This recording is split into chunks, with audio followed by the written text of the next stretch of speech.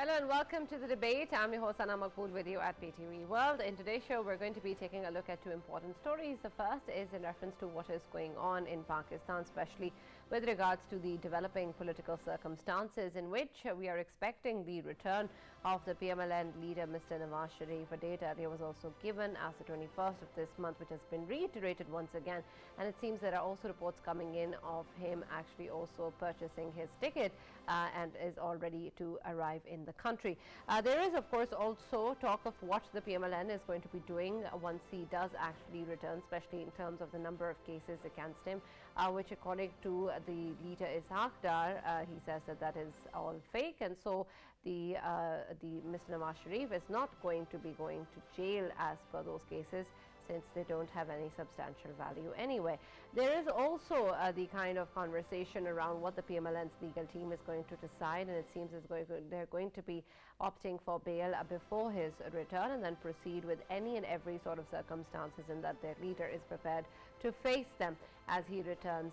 There is concern, of course, that was risen once the petition that was earlier filed and heard in the courts with regards to the NAB laws came about, in which a number of cases, including the ones against Mr. Nawaz Sharif, were declared to be opened once again. And so this is going to be interesting in terms of the impact it's going to have on the legal circumstances that the leader is going to face. There are also reports coming in that he may be the prime ministerial candidate of the PMLN for the fourth time, and so we're going to be taking a look at whether or not that is going to be something important. And there is also, of course, what is being termed as a shift of narrative in terms of which we now see the stress seems to be more on the economic and security aspects that seem to be part of what the PMLN is talking about as to what it can actually accomplish once it comes to power, something that they're saying Mr. Nawaz Sharif has done before as well, and so will be able to do so again. This is going to be something that we'll see, especially in terms of a conscious decision being taken with reference to moving away from perhaps a very targeted approach towards some of the elements of the establishment previously that seemed to be the target of much rhetoric coming in from the PMLN. So we're going to be taking a look at all of that in our first segment and then try and understand what is going on regarding the current scenario and, of course, the looming elections.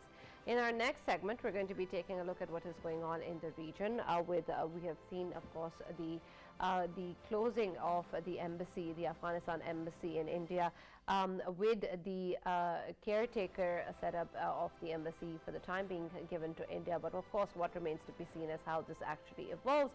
There were reports of trouble in between the diplomats of the embassy as well and the Afghan Taliban regime. That seems to have been denied, but of course this is something that we've seen previously as well, and so the way that this is going to then impact not just, of course, the way that embassies are run within India eventually, but also in the way that the Afghan Taliban, who is still not recognized officially by any international community member, will eventually be more and more accepted perhaps in the mainstream political arena, with them also moving towards running embassies in different regions, including India as well. So we're going to be taking a look at what that means in terms of the operational capabilities of the embassy in India and elsewhere, and then of course the way that the Afghan Taliban regime is going to be operating. For this and more, of course, in the studios, I've been joined by Farrukh Pitafi and Raja Faisal. We've also been joined online for our first segment in which we're going to be discussing the political situation, and we will be joined by two very important guests, and I'll introduce them as they come in. Let me start with you, Faisal. When we take a look at the current situation, of course, this return of Mr. Nawaz Sharif is something that has been oft spoken about, and it seems that as we're moving closer and closer to the date of the 21st of October, it is becoming more and more clear that there seems to be no change in plan, and that there seems to be no decision coming from the PMLN based on which there is perhaps a conditioned return. It seems that whatever the scenario may be, they're all set for this return to take place on the 21st of October. Earlier, you have spoken also with regards to whether or not the return will actually take place, and we will be seeing Mr. Nawaz Sharif coming back soon or not. Do you think that this is something that we will be witnessing on the 21st of October? And if yes, do you think that there's anything in the political or legal domain that can possibly change his plans? Sana, if we look at, of course, the legal, requirements of this arrival, of course, we know, so far we know that, of course, he's someone who's declared absconder in Pakistan, and as soon as he comes back, he will be facing law, he will be facing the judicial system of Pakistan. So, to me, I think he will be obviously entering back to the jail. But here is the something which is running on the side as well. Prime Minister of Pakistan, interim Prime Minister, he highlighted that of course he still needs to talk to the law ministry how to tackle it and how to do it. That would be crucial in coming days. And number one, and number two, I still maintain my position, and that is, to me, in last 10 days, that would be crucial for PMLN, especially when it comes to the medical team of former Prime Minister Nawaz Sharif. It's in their hands to give it a go. It's in their hands to give a clearance to former Prime Minister Nawaz Sharif, whether he is able to come back to Pakistan or not. We have seen in the past that, of course, for 4 years, time and again, we were getting medical reports from Britain that his state health, it's not as good, that he should be coming back. So to me, I think in last days, that would be crucial. The reports which would come from the Britain, from the doctors, the team of doctors of the former Prime Minister Nawaz Sharif, it would be quite important to see whether he is able to come back to Pakistan or not. So the ultimate decision would be made by his medical team. And overall, if we look at the situation, of course, his party in Pakistan, on the ground level, they are preparing for it. Of course, they are doing whatever they do best. And if we talk about his leadership along, that is staying in London, they are upbeat as well of the fact that he is returning to Pakistan. And to me, I think for the party, if he returns to Pakistan, it would create a buzz, political buzz in Pakistan once more, as it has always done in past. So for the party, it's quite important, but at the same time, it is important for himself, he himself individually, whether he's able to come back to Pakistan or not.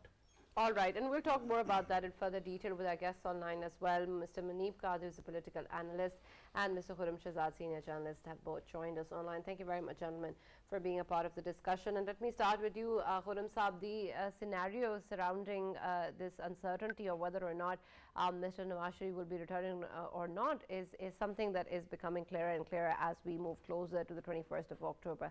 I also want to understand that when we talk about his return and the legal circumstances that may arise, it seems that the PMLN is prepared to deal with any sort of legal implications that are there, even though there was some sort of questions raised, especially since the NAB case has also reopened, where of course Mr. Nawaz Sharif is also involved, that this may perhaps impact his plans. But I want to then understand how grave do you think that the current situation is for Mr. Nawaz Sharif, and whether or not the legal team of PMLN is prepared enough to deal with any implications that may exist, and they're able to do that because perhaps the kind of political mileage or value they're hoping to gain out of this return is something way more than what can possibly be the legal situation on ground for him. I think Pakistan Muslim League Nawaz has made arrangements, and their legal team is making its best to arrange its safe landing for Nawaz Sharif in Lahore. And as far as we know, the former law minister, Mr. Azam Nazir Tarar, is spearheading this campaign to make the ways clear for him. And as we know by now, is that Mr. Tarar is making sure that Mr. Nawaz Sharif gets bail, interim bail, when he arrives back in Pakistan. And after a temporary bail, he will appear in the court very next day and he will secure a permanent bail for him. So I think the situation is. According to them, the situation is quite clear. They are confident and that they can secure bail for Nawaz Sharif and he can land safely. That's why they are making arrangements for a huge procession in Lahore, and they are mobilizing their workers to come out on October 21 and receive their leader. But I think more than legal issues, the party is facing political issues and a challenge to mobilize maximum people on streets on that very day. So far, what we have seen, the party has failed to mobilize many workers. Just another day, there was a failed rally of Miss Maryam Nawaz Sharif in Shadara, which used to be a stronghold of PMLN. We have all seen pictures and images, videos of the rally, which was held in a street, in a closed street, and there were just a few hundred people in that rally. And even there are reports that Nawaz Sharif was upset with this kind of rally, and he has sought report that why this rally was failed. So far, I think they are really struggling to put up a good show, to put up a major show. They have decided to have a procession at the Grand Minar Pakistan ground, and they want to put a great show and stage a strong comeback for Nawaz Sharif. But the things on the ground are suggesting that they are facing real challenges to achieve this goal, to actually fill that ground and to give a warm reception to Nawaz Sharif, because the party has lost its ground in people. The party has lost its support. There are some genuine workers. There are some genuine supporters, but the overall situation on ground is not in their favor. People are fed up with inflation. People are fed up with their policies over the previous 16 months when Nawaz Sharif's younger brother Shehzad Sharif ruled the country, and there was a series of inflation and tough circumstances for people. So people are really annoyed. People are not willing to buy any sort of narrative being presented by PMLN, and they are actually now more aware of these gimmicks and politics when they play good cop and bad cop, and someday they come with the narrative against establishment, and the other day they come up with the narrative of development. So I think the coming days are very interesting, and challenges are lying ahead for PMLN. So the times are interesting, and we have to see that how PMLN leadership copes with it. All right. Mr. Muneeb, there seems to be a lot of confidence around the fact that whatever legal circumstances that Mr. Nawaz Sharif would have to face is something that he is prepared to do so. And it seems that this is coming in at a time where the PMLN actually believes that there is not going to be a situation that is going to cost them way too much in terms of what they're hoping to gain, that it's not going to impact Mr. Nawaz Sharif as much as one might have expected, or perhaps was the case previously. I want to then understand, does that seem to be a correct way to look at the current scenario, that given the legal circumstances at the moment and the kind of cases that exist, the worst is over for Mr. Nawaz Sharif, and whatever implications there may be are not going to be bad enough, and this is the time for his return. And so this confidence and assurity that the PMLN seems to be having, that's in the right place. I mean, recently in her speech, Maryam Nawaz Sharif, she just said in Lahore that 21st October shall mark the day of Mia Nawaz Sharif's return, and she sounded very confident. The way that she said that he would immediately go to Jati Umrah, and the way she's trying to mobilize PMLN supporters and ground workers to show in huge numbers, give him such a warm reception so as to demonstrate his popularity.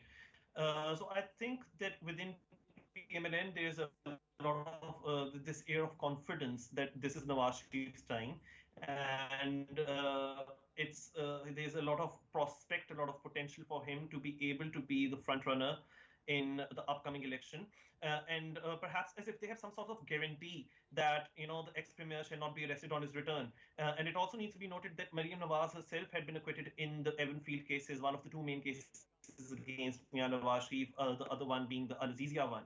And also the fact that, many people, for example, PTI's own lawyer, Barrister Hamid Khan, had said that the decision to disqualify Mia Nawaz Sharif in 2017 was already decided before even the court had given its verdict. Right. These kinds of Mr. Muneeb, you talked about revelations some sort of put a very guarantee that negative exists light and on the perhaps has legality. been given to the PMLN that he will not be arrested upon his return. Can you also explain and qualify the statement as to who has given this guarantee, in your opinion? Guaranteed, one really can't say. It's just, the analysts, and it's just those who try to read between the lines. They feel that there might be guarantees from, I don't know, but corridors of power that the coast is clear for Mr. Nawaz Sharif to return. And I think it's also owing to the fact that many of the cases that had been lodged against him had been found, and similar cases which had been lodged against the Sharif family had been found to be unmeritorious. So perhaps he would be able to take advantage of the same. And also the fact that it was through court orders that he had been given the green signal to go and seek medical treatment in Britain in 2019. So he could claim a lot of factors in his to his advantage in trying to remove that stain of having been declared an absconder, and perhaps that would clear the way for him to contest election and to be able to canvass and to campaign for his election prospects in the run up to the upcoming January election. Is it in January? Is it in February? Even that is a point of contention. But fact remains that I think the future seems to be quite encouraging for Mr. Nawaz Sharif, and perhaps Lady Luck is smiling at him at the very moment. Muneeb, eventually, what you're trying to say is that guarantee would be obviously from our judicial system, and if so, can we have some kind of precedent which already was set in the past and that can be utilized to, of course, let him go? And if so, then of course, for that reason, he has to first appear in front of the court rather than going home. We have to look at the fact that, be it Mr. Sarfaraz Bukti, the Interior Minister, or even Mr. Anwar Hakaka, they have recently stated that a lot of their previous statements had been taken out of context, and they are absolutely neutral with regards to Mr. Nawaz Sharif. And if there is no lawful arrest to be had against him upon his return, then so be it. They will abide by the law, they will stand by the law. So I think that they have also softened down a lot of statements which had caused ruckus and a lot of controversy and speculations among analysts as well as among PMLN. And we also need to keep in mind the fact that, Mr. Nawaz Sharif had been making lots of statements trying to seek revenge or trying to seek justice against the architects, as he called, of his downfall in 2017. And again, he softened down his tone. His party has softened down his tone. So perhaps there might be some compromise. Perhaps there might be some softening of any stance against him, or perhaps there might also be a lowering down of any chances of him being arrested, and perhaps he would really end up going straight to Jati Umrah from the airport. Of course, a lot of these are speculations, but I think that the signs seem to be quite encouraging for Mr. Nawaz Sharif. All right, and we'll talk about that in further detail, Faisal, and I'll come back to what your comment has been as well. But Farrukh, I want to understand when of course, we're talking about the caretaker setup, as Mr. Muneeb has also said, it was very clear in the past by the caretaker Prime Minister as well that this is up to the law and how the law enforcement agencies are going to be taking their own course and whatever happens. But there's also now statements coming in terms of the law ministry to be consulted in terms of the kind of administrative attitude that the caretaker setup should have perhaps in this current situation. And I want to understand what exactly is the consultation that is required from the law ministry in terms of what the caretaker setup needs to do or how to react. If this is something that is between Mr. Nawaz Sharif and the courts and the law, then what sort of clarity in role is needed by the caretaker setup? Right, Sana, I think that this is a good question, especially because the caretaker is trying to stick to law. And as I pointed out earlier, in earlier days as well, that it is essentially not remit of the caretaker setup to worry too much about Nawaz Sharif's return. It is essentially with courts. Remember that when earlier Faisal was talking about any kind of guarantee by the courts, courts don't give that kind of guarantee. There's usually one thing that might happen, and that is bail before arrest. But that usually happens not in the case of people who have actually practically walked out of jail and who have gone abroad unprecedentedly for treatment and who are returning. So I don't think that if you are looking for assurances, that is the area that you would go for, right? Usually it is thought in these circumstances, it is election commission which makes most of the decisions in consultation, of course, with judiciary. So that could be a thing, but we still have to wait and see. Usually the period between two elected governments, Sana, is a cheerful one. When campaigning is on the full swing, when you see manifestos, people converse and people go and try to get as many support votes as possible. Unfortunately, instead of being that cheery period, this seems to be an illuminating one. Why? Because somehow it seems that what comes to mind is the road to hell is paved with good intentions. The way we are seeing, I mean, especially look at this country. This is a country of 240, 250 million people. And it's 50, 60 channel strong media is focusing only on one man's return who may or may not come. Of course, he will. I think he will. But now we are being told that there is going to be a ticket. He has bought a ticket. And now he is going to, take a pit stop here, there, and then he is going to come here. When I was growing up, Sana, there used to be, because I'm a voracious reader, there used to be many religious interpretation books as well, where there was a book called The Scene of Death After Dying, right? It was about afterlife. And one thing that actually stood out was that there will be, in the shallowest part of hell, there will be people who will say that we made mistakes, but if we are given a chance, we will not repeat the same mistakes. And then, surprise, surprise, they are given the chance and they have a relapse.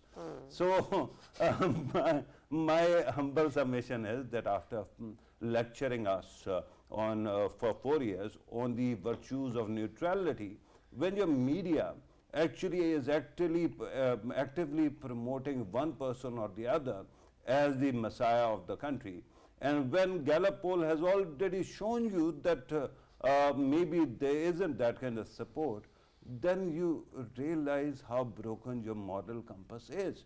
Because there are common people who need attention of the media, there are people's concerns, and I'm not merely talking about inflation, electricity bill, but roads and places where camera seldom reaches. They are Pakistani also, and they are taxpayers as well, but our media somehow keeps on obscuring it. Because of that punditry, then it becomes clear that other aspects are also broken. For example, I mean, I keep marveling at the idea of somebody actually, I'm talking about Nawaz Sharif, one fine day, after having a sentence, walks out of prison, goes out of the country on the promise that he is going to return in a given time frame. And yet, he doesn't. And now we are actually waiting that his return is going to be celebrated. And the same media is telling you that the media that used to actually look at other people's big jalsas and used to tell you that it doesn't amount to an electoral vote, now they're telling you that the moment he comes back, all these surveys mean nothing. What means something is how many people will greet him at the airport or at the jalsa later on. So with that kind of the moral relativity, Sana, I don't think that I have any hope left in the political sanity of all the actors. So in coming days, whether Mian Nawaz Sharif comes, whether he becomes popular, the fact remains that your media, your intellectual class, your other unaligned politicians, most of them are not democratically minded. Right, and Khurram Sahab, I'd like to take your opinion on this as well, especially in terms of how different stances and perspectives have been shaped by media. And of course, at a certain point that we stand today, there seems to be a lot of focus on what the PMLN or Mr. Nawaz Sharif seems to be talking about, instead of the number of cases or historically what has happened, and the kind of accountability that perhaps needs to be there for all. And how exactly do you think then this will be shaped also in the future upon his return, and the impact that that may have on the consequences that he would have to bear? Sorry, I didn't get your full question. Can you please repeat it? Right, Khurram Sahab, my question is with regards to the role of media, especially how it has portrayed what has happened previously, historically, with Mr. Nawaz Sharif and his cases, and what is being talked about now upon his return, and the emphasis that there seems to be on his political mileage, on what his political appeal is, and the kind of narrative that the PMLN is talking about, and how much of an impact do you think that this will have on what exactly is going to be the outcome upon his return? And Khurram, if you can allow me, I just want to add another question to it, and that too is related to media. Do you think that the political parties are misunderstanding the mood right now, because media is not being given that kind of weightage when it comes to, source of news? Of course, we know that social media is quite pivotal when it comes to today's politics.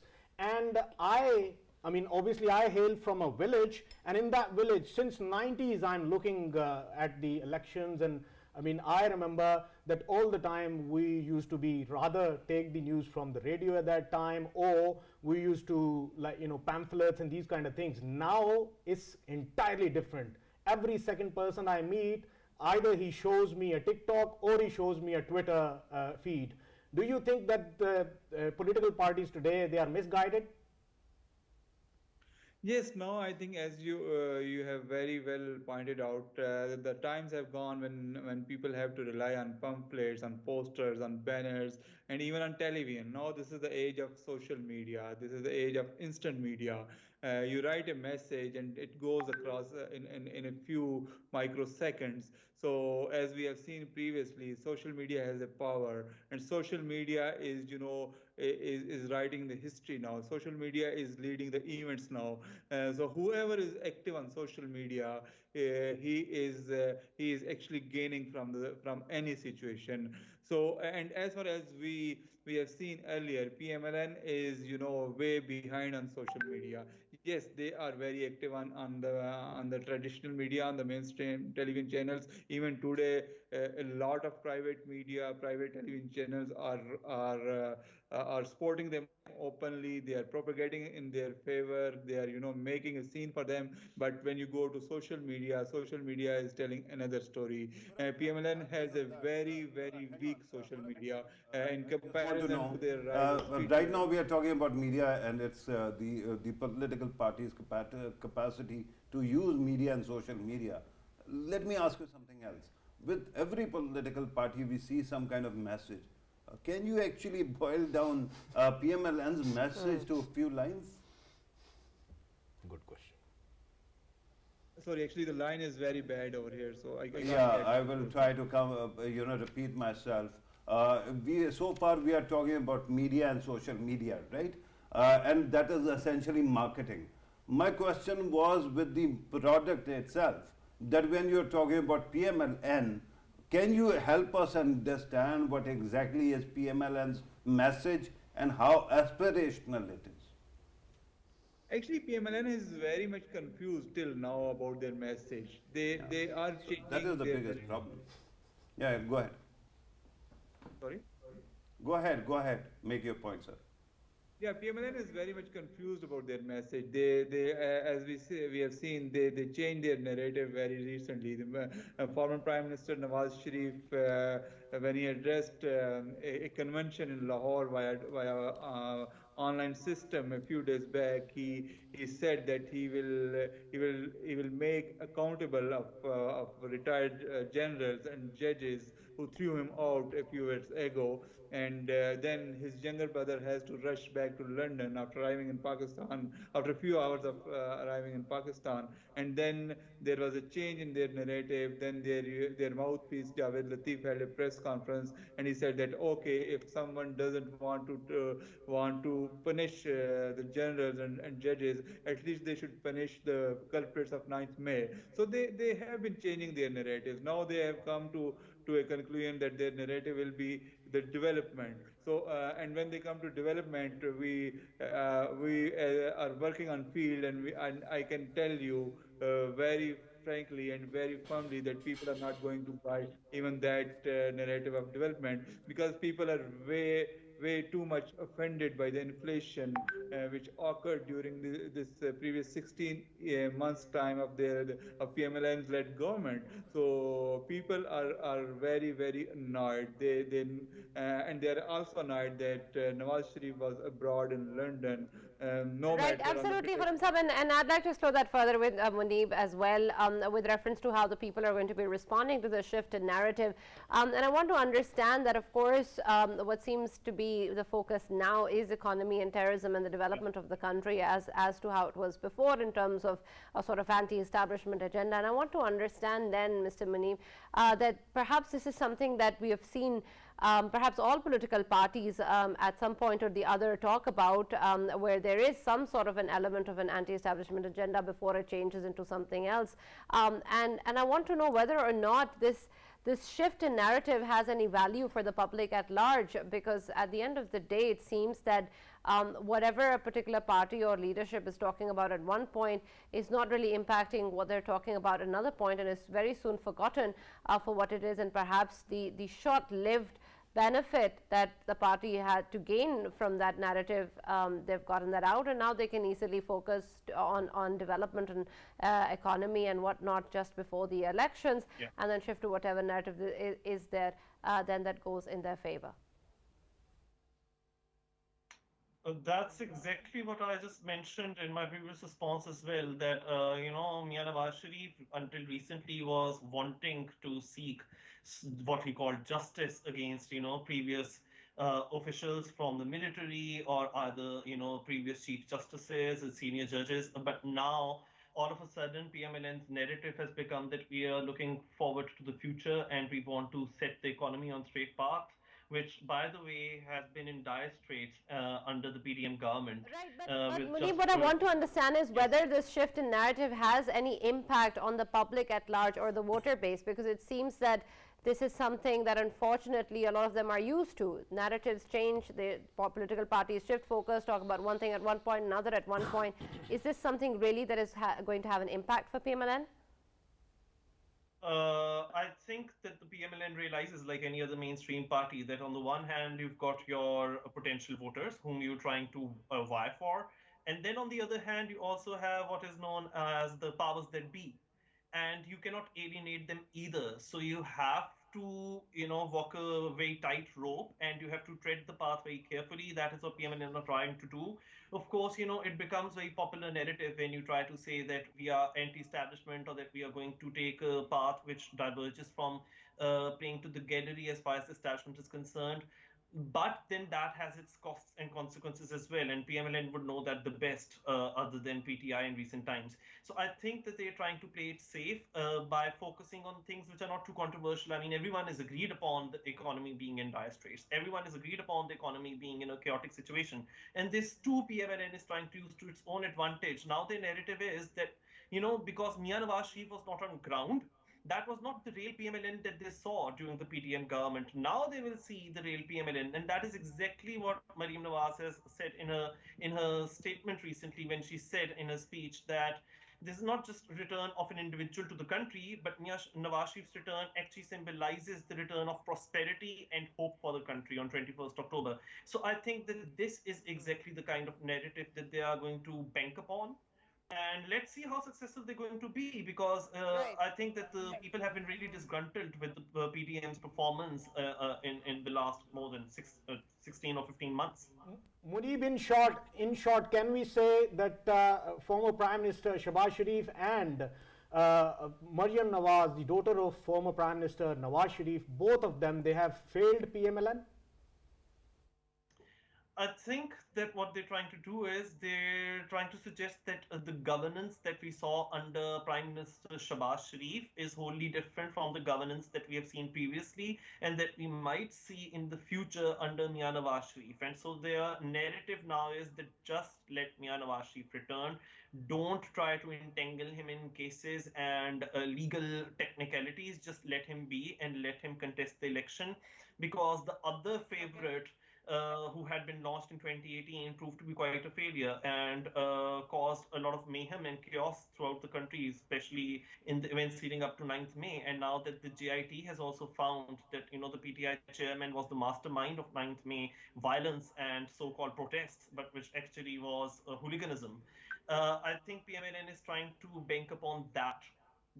We have been a democratic party. We've never taken to the streets. We've, for our politics in parliament and through democracies, and now just let us lay down our manifesto and move on forward. And we are also not looking forward to politics of vengeance or vindictiveness. All we want to do is we want to bring our manifesto forward, our agenda forward, and want to deliver.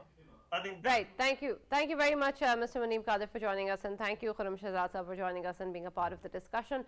Farrukh, I want to understand that when there is talk about letting Mian Nawaz Sharif return and there will be prosperity and there's going to be a change that he brings in, I want to understand how it is so easy and convenient to remove him from the kind of criticism that perhaps is there for the former Prime Minister Mr. Shehzad Sharif or the PMLN's performance as part of the PDM alliance in the last tenure, and take him as a completely separate entity from PMLN and his individuality bringing in this prosperity and change while the rest of the party cannot. Is this helping or hurting PMLN? All right, Sana, I think that everything is hurting PMLN at this moment. Even if you try to help it, it ends up being okay. I'm not opposed to Mian Nawaz Sharif's return to Pakistan. He is Pakistani national. This is his home. He is most welcome. But instead of actually forcing William Dalrymple to write a sequel to his Return of the King, I think that you have to ask when Mian Nawaz Sharif returns, where does he go? Whether he goes to PMO, whether he goes to Jati Umrah, or whether he goes to jail, right? Or whether he goes back to UK. Yeah, I'm talking about returning. At least you can make the difference between the two directions, right?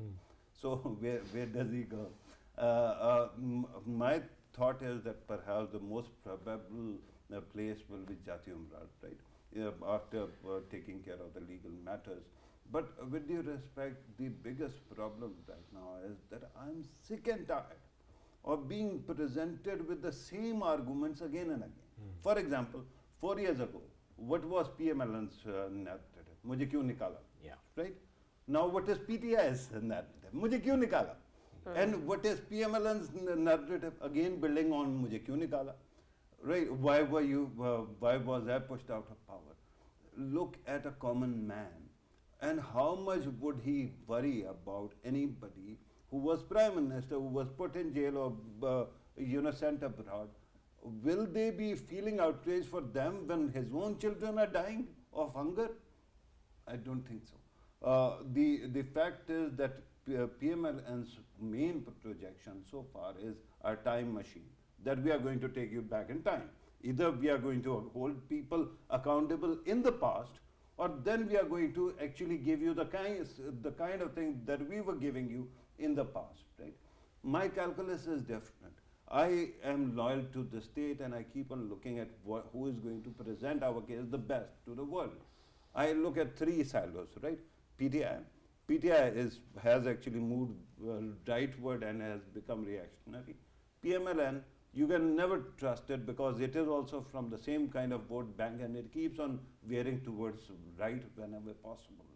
And then the possibility that a young man would actually become the Prime Minister of this country, and he would actually be a liberal or moderate. So I argued for that. But the humble submission is, in the end, they are all the same people. And I am not going to vote. This is why, Sana, I urged my country. Yeah. I applied for a transfer to a foreign country. so that I become, stop becoming a factor in political commentary. Right. Unfortunately, the luck has it. When you are about to cross the threshold, the entire system shuts down. So that is what is happening right now. Okay. But honestly, I couldn't care two hoots about who becomes Prime Minister next, because I'm a common man, and I don't think common man is at all moved by what is happening here. Right, and perhaps that should be the case, and there are difficulties that everyone is facing that should be the concern of our leaders, but whether or not that is the case is, of course, a different story. We're now going to be talking also about what is going on in India. And Faisal, it seems that the operations of the Afghanistan embassy have been shut down in India, and India will be looking after it in a caretaker setup. But what do you think will then be the eventual future, and what do you make of this first step of whether or not there will be perhaps an increased activity and involvement of the Afghan Taliban regime now in different embassies in the future?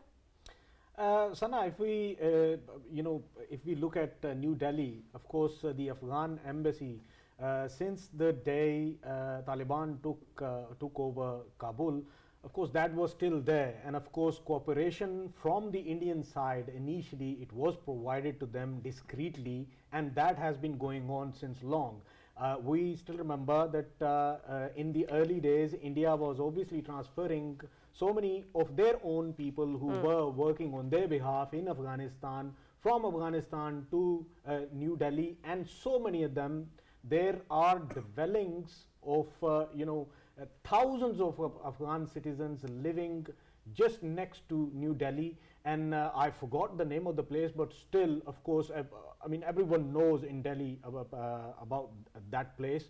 And there are Afghans who've actually increased in that place, and I'm talking about the NDS and all of these people who were glove in hand with the RAW in the previous regime. So many of them, they've been shifted there, and throughout they have been working with them, but of course apparently they were showing that they don't have any cooperation with them. Now when the Taliban, they have nominated one of their men to be the ambassador out there, then suddenly of course the cooperation stopped in the embassy, and there was infighting within the embassy itself. So now they had to step back from this. They have been playing very smartly. The Indians were playing very smartly because they wanted to send their own technical staff to Afghanistan in Kabul.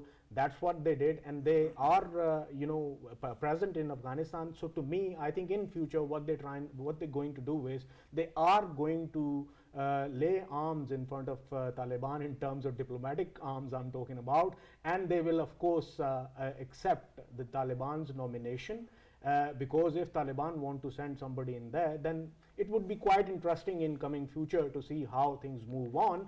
But for now, this can't be taken as a precedent, because New Delhi, they have been obviously maintaining the relations, that they have been funding the Afghan embassy in New Delhi only because they wanted to do it, and now when everything started getting exposed, they simply drew themselves out of this mess, and now they want to play the good against obviously all of the odds. Right, and Farrukh, I want to understand then in the most immediate term then what is going to be the major impact that this is going to have on not just in the way that India is dealing with the Afghan Taliban, but as a precedent that it may set for the rest, and immediately then will this not be something that eventually will have to be taken over?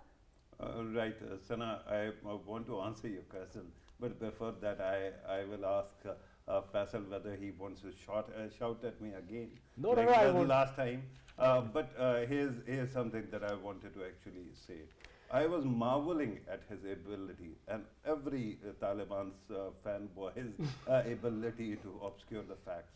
On one side, we are talking about caretakers, an embassy in India that has been surviving for quite some time. That has been the case with most of the Afghan embassies, because the new government, legitimate government, is not there, which is recognized. So the governments usually have problem in closing down embassies.